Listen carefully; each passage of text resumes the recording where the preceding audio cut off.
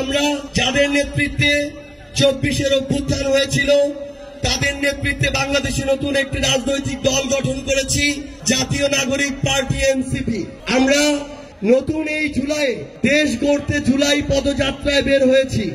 বিগত অর্ধ শতাব্দীর বাংলাদেশের রাজনৈতিক কালচারে জনগণের ক্ষমতায়নের নামে আমরা শুধুমাত্র নেতাদের ক্ষমতায়ন দেখেছি। আমরা মনে করি আগামীর আমাদের যে স্বপ্নের বাংলাদেশ, সেখানে জনগণের অধিকারকে চাওয়াকে প্রাধান্য দিয়ে যদি আমরা নতুন বাংলাদেশ গড়তে চাই, তাহলে আমাদের জনগণের কাছে ছুটে যেতে হবে। 24 জুলাইয়ের পরে এই প্রথম যে জুলাই এসেছে, 25 জুলাই, সেই জুলাইয়ে আমরা সেই পথ বেছে নিয়েছি। এই জুলাই মাসে আমরা এনসিপির কেন্দ্রীয় নেতৃবৃন্দ বাংলাদেশের 64 জেলায় পদযাত্রায় বের হয়েছি।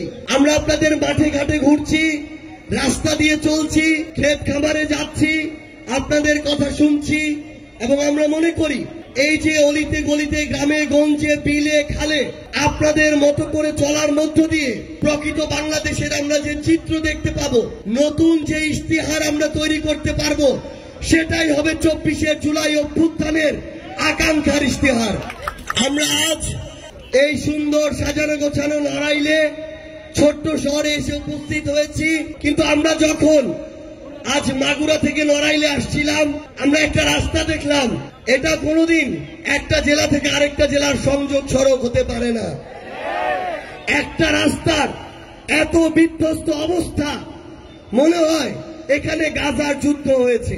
তো এই যদি হয় বিগত 16 বছরে আপনাদের উন্নয়ন, আমরা তো ভেবেছিলাম খুলনায় এসে উন্নয়নের গণজোয়ার দেখতে পাবো, কিন্তু আমরা যখন দেখি যে এই নড়াইলের মতো জায়গায় এই রাস্তাঘাটগুলোর এই অবস্থা, একটা শহরের এই অবস্থা, তখন আমরা ব্যথিত হই।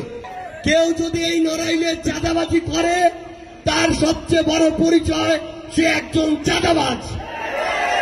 তাকে এই নড়াইলে বয়কট করতেই হবে, তার দল মার্কা যেই হোক না কেন।